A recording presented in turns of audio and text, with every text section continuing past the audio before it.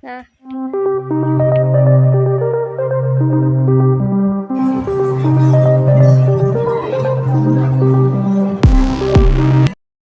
Everyone, ಎಲ್ರಿಗೂ ನಮಸ್ಕಾರ. Welcome back to my YouTube channel. ಎಲ್ಲರೂ ಹೇಗಿದ್ದೀರಾ? ಆರಾಮಾಗಿದ್ದೀರಾ ಅಂತ ಅನ್ಕೊಂತೀನಿ. ಏನಿದು ಗಂಟು ಮೂಟೆ ಕಟ್ಕೊಂಡು ಈ ರಾತ್ರಿ ಎಲ್ಲಿ ಹೋಗ್ತಿದ್ದಾರೆ ಅಂತ ಯೋಚನೆ ಮಾಡ್ತಿದ್ರೆ, ಇವತ್ತು ನಾವು ನಮ್ಮ ಊರಿಗೆ ಹೋಗ್ತಿದೀವಿ, ಹಳೇಬೀಡಿಗೆ. ನಾನಂತೂ ನಮ್ಮ ಊರಿಗೆ ಹೋಗಿ ಹತ್ತತ್ರ 1 ಇಯರ್ ಅಂತೂ ಆಗಿತ್ತು. ಹಾಗಾಗಿ ಹೋಗೋಣ ಅಂತ ಹೊರಟೆ. ಆಕ್ಚುಲಿ ನಮ್ಮ ಮನೆಯವರು ಒಬ್ರೇನೆ ಹೋಗ್ತೀನಿ ಅಂತ ಹೊರಟಿದ್ರು. ನಾನು ಹೋಗೋಣ ಅಂತ ಕೇಳ್ಕೊಂಡು ಡಿಸ್ಕಸ್ ಮಾಡ್ಕೊಂಡು ಸರಿ ಹೋಗೋಣ ಅಂತ ಎಲ್ರು ಊರಿಗೆ ಇವಾಗ ಹೊರಟ್ವಿ. ಆಕ್ಚುಲಿ ನಾವು 11:30ಗೆ ಬಸ್ನ ಬುಕ್ ಮಾಡಿದ್ವಿ, ಪ್ರೈವೇಟ್ ಬಸ್ಸು. ಅವರು ಒಂದು ಲೊಕೇಶನ್ ಕೊಟ್ಟಿದ್ರು, ಅಲ್ಲಿಗೆ ಬನ್ನಿ ಅಂತ. ಅದಕ್ಕೆ ಅಲ್ಲಿ ಹೋಗೋಣ ಅಂತ ಹೋಗ್ತಿದೀವಿ. ಈ ರಾತ್ರಿಯಲ್ಲಿ ಟ್ರಾಫಿಕ್ ಇಲ್ಲದೆ, ಜಾಸ್ತಿ ವೆಹಿಕಲ್ಸ್ ಇಲ್ಲದೆ ಆರಾಮಾಗಿ ಹೋಗ್ತಿದ್ವಿ. ಹೋಗ್ಬೇಕಾದ್ರೆ ನನಗೆ ಇಲ್ಲೇ ಇಲ್ಲೇ ಎಲ್ಲೋ ನನ್ನ ಮನಸ್ಸು ಕಾಣೆಯಾಗಿದೆ ಆ ಸಾಂಗ್ ನೆನಪಾಯ್ತು. ಆ ಸಾಂಗ್ ನ ಹೇಳ್ಕೊಂಡು ಅಂತೂ ಇಂತೂ ಕೊನೆಗೂ ನಮ್ದು ಲೊಕೇಶನ್ಗೆ ಬಂದು ತಲುಪಿದ್ವಿ.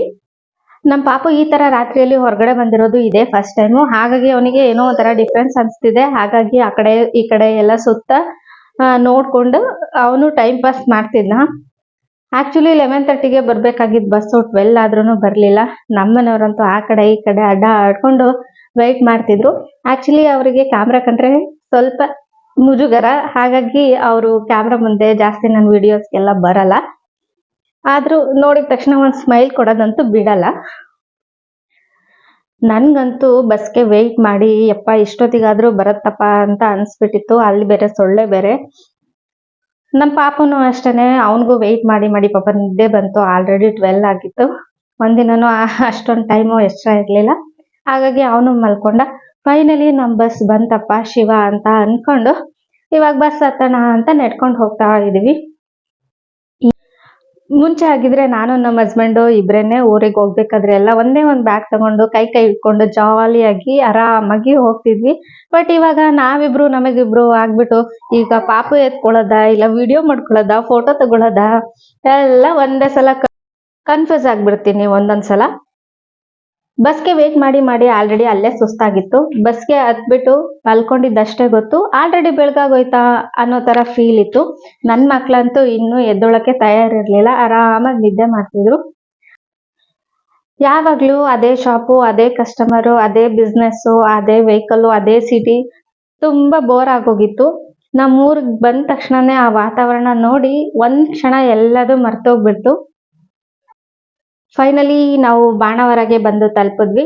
ಬಾಣವರದಿಂದ ನಮ್ಮೂರು ಹಳೇಬೀಡು, ಅಲ್ಲಿಗೆ ಇನ್ನೊಂದು ಬಸ್ ಹತ್ಕೊಂಡು ಇವಾಗ ಬಸ್ ಸ್ಟ್ಯಾಂಡಿಂದ ಮನೆಗೆ ನಡ್ಕೊಂಡು ಹೋಗ್ತಾ ಇದೀವಿ. ಆಕ್ಚುಲಿ ನಮ್ಮ ಅತ್ತೆ ನಮ್ಮ ಮಾವ ಯಾರಿಗೂ ಗೊತ್ತಿಲ್ಲ ನಾವು ಬರ್ತಿರೋದು. ನಮ್ಮ ಮನೆಯವ್ರು ಒಬ್ಬರೇ ಬರ್ತಾರೆ ಅಂತ ಅನ್ಕೊಂಡಿದ್ರು. ಬಟ್ ನಾವು ಸರ್ಪ್ರೈಸ್ ಆಗಿ ಬರ್ತಿದ್ದೀವಿ. ಅವರು ತುಂಬ ಖುಷಿ ಆಗ್ತಾರೆ ಅಂತ ನಾನು ಅನ್ಕೊಂಡಿದ್ದೀನಿ. ನನಗೂ ಗೊತ್ತಿಲ್ಲ, ನೋಡೋಣ ಇವಾಗ ಅವರು ಯಾವ ಥರ ರಿಯಾಕ್ಟ್ ಆಗ್ತಾರೆ ಅಂತ. ಗೈಸ್ ನೋಡಿ, ಇದೇ ನಮ್ಮ ಪುಟ್ಟ ಮನೆ. ಇವಾಗ ಆ ಮನೆಗೆ ನಾವು ಹೋಗ್ತಾ ಇದ್ದೀವಿ.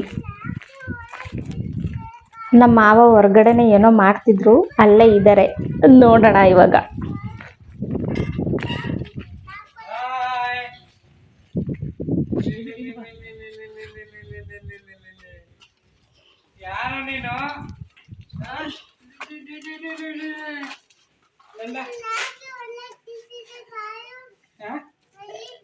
ಎಲ್ಲವಾ ಓ ಮುಚ್ಚ ಕೇಳಿತ್ತಡಿ ಅಮ್ಮನ ಮಾತಾಡ್ಸೋಣ. ನಡಿ ಒಳಗೆ ಬರಕಂತ ಅಮ್ಮಡಿ ಚಿನ್ನಿ. ಯಾರ್ದು ಮನೆ ಇದೆ? ಯಾರ್ದು ಮನೆ ಇದೆ? ಅಮ್ಮ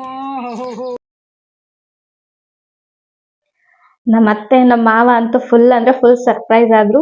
ತುಂಬಾ ಖುಷಿ ಆಯ್ತು ಅವ್ರಿಗಂತೂ ನಾವು ಬರ್ತೀವಿ ಅನ್ನೋದು ಕ್ಲೂನೇ ಇರ್ಲಿಲ್ಲ. ಆರತಿ ಎಲ್ಲ ಮಾಡ್ಕೊಂಡು ಚರಿತ್ನ ಒಳಗಡೆ ಕರ್ಕೊಂಡ್ರು. ಫಸ್ಟ್ ಟೈಮ್ ಅಲ್ವಾ ಈ ಮನೆಗೆ ಬರ್ತಿರೋದು, ಹಾಗಾಗಿ ತುಂಬಾ ದಿನಗಳ ಮೇಲೆ ಊರಿಗೆ ಬಂದ್ರೆ ನಾವು ಫಸ್ಟ್ ಮಾಡೋ ಕೆಲಸ ಏನ್ ಹೇಳಿ, ನಮ್ಮ ಮನೆ ದೇವ್ರಗಳಿಗೆಲ್ಲ ಹೋಗೋದು, ನಮ್ಮ ಮನೆ ದೇವ್ರ ದರ್ಶನ ಮಾಡೋದು. ಹಾಗಾಗಿ ನಾವು ಇವತ್ತು ನಮ್ಮ ಮನೆ ದೇವ್ರಿಗೆ ಹೋಗೋಣ ಅಂತ ರೆಡಿ ಆಗ್ತಾ ಇದ್ದೀನಿ. ನಮ್ಮ ಹುಡುಗಿರ್ಗೆ ಗೊತ್ತಲ್ವಾ, ನಾವು ಎಲ್ಲಿಗೋ ಹೋಗಿ ಯಾವ ಫಂಕ್ಷನ್ಗೆ ಹೋಗ್ಲಿ ರೆಡಿ ಆಗೋದು ಒಂದೇ ಹಬ್ಬ ಮತ್ತೆ ಖುಷಿ ನಮ್ಗೆ. ಎಲ್ಲಿಗೋದ್ರೂ ನಾನು ಚೂಡಿದಾರ್ ಜೀನ್ಸು ಅದನ್ನೇ ಹಾಕೊಂತಿದ್ದೆ ಯಾವಾಗ್ಲೂ. ನನ್ನ ಸ್ಯಾರಿಗಳಿಗೆ ಪಾಪ ತುಂಬಾ ಬೇಜಾರಾಗ್ತಿತ್ತು. ಕಬೋರ್ಡಲ್ಲೇ ಇದ್ದು ಇದ್ದು ಅವಕ್ಕೂ ಬೇಜಾರಾಗಿತ್ತು. ಆಕ್ಚುಲಿ ಇದು ನನ್ನ ಮದ್ವೆ ಅಲ್ಲಿ ತಗೊಂಡಿದ್ದು ಸ್ಯಾರಿ. ಇನ್ನೇನು ನಮ್ಮ ಮದ್ವೆ ಆಗಿ ನೆಕ್ಸ್ಟ್ ಮಂತ್ಗೆ 5 ಇಯರ್ಸ್ ಆಗುತ್ತೆ. 5 ಇಯರ್ಸ್ ಆದ್ಮೇಲೆ ಮತ್ತೆ ಆ ಸ್ಯಾರಿ ನಾನು ಹಾಕೊಂತೀನಿ. ಯಾಕೆ ಯಾವಾಗ್ಲೂ ಬರೀ ಡ್ರೆಸ್ಸೇ ಹಾಕೊಳ್ಳೋದು, ಇವತ್ತ ಸ್ಯಾರಿ ಹಾಕೊಳ್ಳೋಣ ಅಂತ ಅನ್ಕೊಂಡು ಸ್ಯಾರಿ ಹಾಕೊಂಡೆ. ಆಮೇಲೆ ಹೇಗಿದ್ರು ಚೆನ್ನಾಗಿ ಕಾಣ್ಬೇಕಲ್ವಾ, ಅದಕ್ಕೆ ಸಿಂಪಲ್ ಆಗಿ ಒಂದು ಮೇಕಪ್ ಮಾಡ್ಕೊಳ್ಳೋಣ ಅಂತ ಮಾಡ್ಕೊಂತಿದ್ದೆ. ಅಷ್ಟರೊಳಗೆ ನಮ್ಮ ಮನೆಯವರು ಬಂದು, ಅಯ್ಯೋ ನೀನ್ ಮದ್ವೆಗೆ ಹೋಗ್ತಿಲ್ಲ, ಇಲ್ಲ ನಿನ್ ಮದ್ವೆ ಅಲ್ಲ, ದೇವಸ್ಥಾನಕ್ಕೆ ಹೋಗಕ್ಕೆ ಏನಿದು ಹಿಂಗ್ ರೆಡಿ ಆಗ್ತಿದ್ಯಾ ಅಂತ ಅಂದ್ರು. ನಾವು ಗೊತ್ತಲ್ವಾ, ನಾವು ಹುಡುಗಿರು ಎಲ್ಲಿಗೆ ಹೋಗೋದಾದ್ರೂ ಸಿಂಪಲ್ ಆಗಾದ್ರೂ ಆಯ್ತು ರೆಡಿ ಆಗ್ತೀವಿ.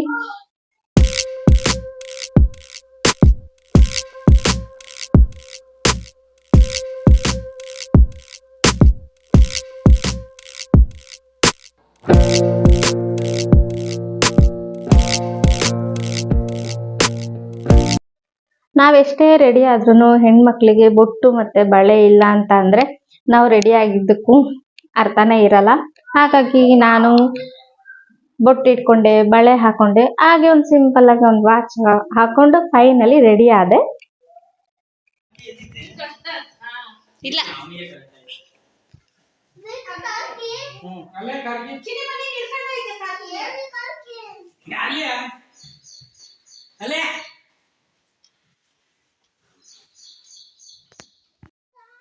ನಮ್ಮ ಮನೆ ದೇವ್ರು ಬಂದ್ಬಿಟ್ಟು ಪುಷ್ಪಗಿರಿ ಮಲ್ಲಿಕಾರ್ಜುನ ಸ್ವಾಮಿ ಅಂತ. ಹಳೆಬೀಡಿಂದ ಸ್ವಲ್ಪ ದೂರ ಹೋದ್ರೆ ಸಾಕು, 3 ಕಿಲೋಮೀಟರ್ ಬೆಟ್ಟದ ಮೇಲೆ ದೇವ್ರು ನೆಲೆಸಿದ್ದಾರೆ. ದೇವ್ರ ದರ್ಶನ ಮಾಡಿದ್ಮೇಲೆ ಏನೋ ಒಂಥರ ಶಾಂತಿ, ನೆಮ್ಮದಿ ಮತ್ತೆ ಸಂತೋಷ ಸಿಗುತ್ತೆ ಯಾವಾಗ್ಲೂನು. ನಮ್ಮ ಹಳೆಬೀಡು, ಬೇಲೂರು, ನೀವು ಯಾವುದೇ ದೇವಸ್ಥಾನಕ್ಕೆ ಹೋಗಿ ಆ ವಾಸ್ತುಶಿಲ್ಪಕ್ಕೆ ಆಗಿನ ಕಾಲದ ರಾಜರು ಎಷ್ಟು ಗೌರವ ಬೆಲೆ ಕೊಟ್ಟಿದ್ದಾರೆ ಅಂತಂದ್ರೆ ನೀವು ದೇವಸ್ಥಾನದಲ್ಲೇ ನೋಡ್ಬೋದು ಯಾವ ತರ ಕೆತ್ತನೆಗಳೆಲ್ಲ ಮಾಡಿದ್ದಾರೆ ಅಂತ. ಆದ್ರಿಂದ ಯಾರೇ ನಿಮ್ಮೂರು ಯಾವುದು ಅಂತ ಕೇಳಿದ್ರು ನಮ್ಮೂರ್ ಹಾಸನ ಹಳೆಬೀಡು ಅಂತ ಹೇಳ್ಕೊಳಕ್ಕೆ ತುಂಬಾ ಹೆಮ್ಮೆ ಆಗುತ್ತೆ, ಮತ್ತೆ ತುಂಬಾ ಅಂದ್ರೆ ತುಂಬಾ ಖುಷಿ ಆಗುತ್ತೆ. ಎಲ್ರು ದೇವ್ರ ದರ್ಶನ ಮುಗಿಸ್ಕೊಂಡು ಮನೆಗೆ ಹೋದ್ವಿ. ಮನೇಲಿ ಸ್ವಲ್ಪ ರೆಸ್ಟ್ ಮಾಡಿದ್ವಿ. ಆಮೇಲೆ ನಮ್ಮೂರ್ ಕಡೆ ಬಂದ್ರೆ ಯಾವತ್ತೂ ನಾನು ಸ್ನಾಕ್ಸ್ ಮಾತ್ರ ಮಿಸ್ ಮಾಡಲ್ಲ. ಚಾಟ್ ಸೆಂಟರ್ಗೆ ಹೋಗ್ಲೇಬೇಕು. ಯಾಕೆಂದ್ರೆ ನಂಗೆ ಬೆಳಗಾಮಲ್ಲಿ ನಮ್ಮೂರ್ ತರ ಟೇಸ್ಟು ಚಾಟ್ಸ್ ಯಾವುದು ಸಿಗಲ್ಲ. ಹಾಗಾಗಿ ಚಾಟ್ ಸೆಂಟರ್ಗೆ ಹೋಗಿ ಗೋಬಿ, ಪಾನಿಪುರಿ ಎಲ್ಲ ಚೆನ್ನಾಗಿ ತಿನ್ಕೊಂಡು ಡಯಟ್ ಗೇಟ್ ಎಲ್ಲ ಮರೆತು ಮನೆಗೆ ವಾಪಸ್ ಬಂದ್ವಿ. ನೆಕ್ಸ್ಟ್ ಡೇ ನಾವು ಬ್ಯಾಂಗ್ಳೂರಿಗೆ ಹೋದ್ವಿ. ಅಲ್ಲಿ ನಮ್ಮ ನಾದಿನಿ ಇದ್ದಾರೆ. ನಮ್ಮ ನಾದಿನಿ ಅಂದರೆ ನಮ್ಮ ಮನೆಯವರ ತಂಗಿ. ಅಲ್ಲಿಗೆ ಮದುವೆ ಮಾಡಿ ಕೊಟ್ಟಿದ್ವಿ. ಆ್ಯಕ್ಚುಲಿ ಹೋದ್ಸಲ ನಾವು ಊರಿಗೆ ಅವಳ ಮದುವೆಗೇನೆ ಹೋಗಿದ್ದು, ಅಲ್ಲಿಂದ ಹೋಗಿರಲಿಲ್ಲ. ಹಾಗಾಗಿ ಅವಳನ್ನು ನೋಡ್ದಂಗೆ ಆಗುತ್ತೆ ಅಂತ ಅಂದ್ಕೊಂಡು ಬೆಂಗಳೂರಿಗೆ ಹೋಗಿದ್ವಿ. ನನಗೆ ಮನೇಲಿ ವಿಡಿಯೋ ಮಾಡೋಕ್ಕಾಗಲಿಲ್ಲ, ಟೈಮ್ ಸಿಗಲಿಲ್ಲ. ಇಲ್ಲೇ ಹೊರಗಡೆ ಹೋಗಿ ಬರೋಣ ಅಂತ ಫೀನಿಕ್ಸ್ ಮಾಲ್ಗೆ ಕರ್ಕೊಂಡು ಬಂದಿದ್ರು. ಹಾಗಾಗಿ ಇಲ್ಲಿ ಸ್ವಲ್ಪ ವಿಡಿಯೋ ಮಾಡ್ಕೊಳ್ಳೋಣ ಅಂತ ಮಾಡಿಕೊಂಡೆ. ಆ್ಯಕ್ಚುಲಿ ನನ್ನ ಮಗನಿಗಿಂತ ಇಲ್ಲಿ ತುಂಬ ಖುಷಿ ಪಡ್ತಿರೋದು ನನ್ನ ಹಸ್ಬೆಂಡು. ನೀವೇ ನೋಡ್ಬೋದು, ಅವ್ರಿಗೆ ಅದು ಚಿಕ್ಕದು ರೆಡ್ ಕಲರ್ ಕಾರ್ ಅಂತೂ ತುಂಬ ಅಂದರೆ ತುಂಬ ಇಷ್ಟ ಆಯಿತು. ಅದು ಆ್ಯಕ್ಚುಲಿ 3000 ಅಂತೆ. ತಗೊಳ್ಳೋಕ್ಕೆ ಕೂತಿದ್ರು ಅವರು, ನಾನೇ ಬೇಡ ಅಂತ ಕರ್ಕೊಂಬಂದೆ. ಆ ಹೇಮಲ್ಗಿಂತ ಇವರೇ ಚಿಕ್ಕ ಪಾಪು ಥರ ತುಂಬ ಅಂದರೆ ತುಂಬ ಖುಷಿ ಪಡ್ತಿದ್ರು.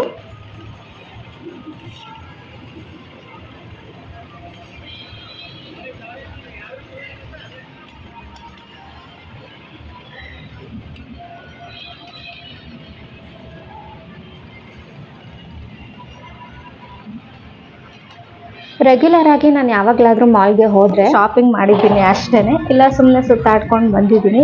ಈ ಥರ ಗೇಮ್ಸ್ ಯಾವುದೂ ಆಡಿರಲಿಲ್ಲ. ನಮ್ಮ ಅಕ್ಷುದಯೆ ಇವತ್ತು ಅದನ್ನು ಆಡಿಬಿಟ್ಟೆ. ತುಂಬ ಖುಷಿ ಆಯಿತು. ಆ್ಯಕ್ಚುಲಿ ನಾನು ಈ ಥರ ಗೇಮ್ ಮಾಡ್ತಿರೋದೇ ಇದೆ ಫಸ್ಟ್ ಟೈಮು. ಸ್ಟಾರ್ಟಿಂಗ್ ಬರ್ತಿರಲಿಲ್ಲ, ಆಮೇಲೆ ಅವರೇ ಹೇಳಿಕೊಟ್ರು. ಆಮೇಲೆ ನಾನು ಆಡಿದೆ. ತುಂಬ ಅಂದರೆ ತುಂಬ ಖುಷಿ ಆಯಿತು. ಫೈನಲಿ ಇವತ್ತಿನ ದಿನನ ತುಂಬ ಎಂಜಾಯ್ ಮಾಡಿದ್ವಿ. ನಮ್ಮ ಹೇಮಲ್ಗಂತೂ ಪ್ಲೇ ಏರಿಯಾ ಬಿಟ್ಟು ಬರೋಕ್ಕೆ ಮನಸ್ಸಿರಲಿಲ್ಲ. ಅವ್ನಿಗೆ ಅಷ್ಟು ಖುಷಿ ಆಗಿತ್ತು. ಬಟ್ ಏನು ಮಾಡೋದು, ನಾವು ಬೆಳಗಾಂಗೆ ಆಲ್ರೆಡಿ ಟ್ರೈನ್ ಬುಕ್ ಮಾಡಿದ್ವಿ, ಇವತ್ತು ಬರಲೇಬೇಕಿತ್ತು. ಹಾಗಾಗಿ ಬೇಜಾರಲ್ಲೇ ಹೊರಟು ಬಂದ್ವಿ. Thank you Akshu and Sharath, ಇವತ್ತಿನ ದಿನ ನಮ್ಮನ್ನೆಲ್ಲ ತುಂಬ ಖುಷಿಯಾಗಿಟ್ಟಿದ್ದಕ್ಕೆ. ಹಾಗೆಯೇ thank you all for watching my vlog. Next ಒಂದು ಒಳ್ಳೆ ವ್ಲಾಗ್ ಜೊತೆ ಸಿಗ್ತೀನಿ. ಅಲ್ಲಿವರೆಗೂ stay watching my YouTube channel. Thank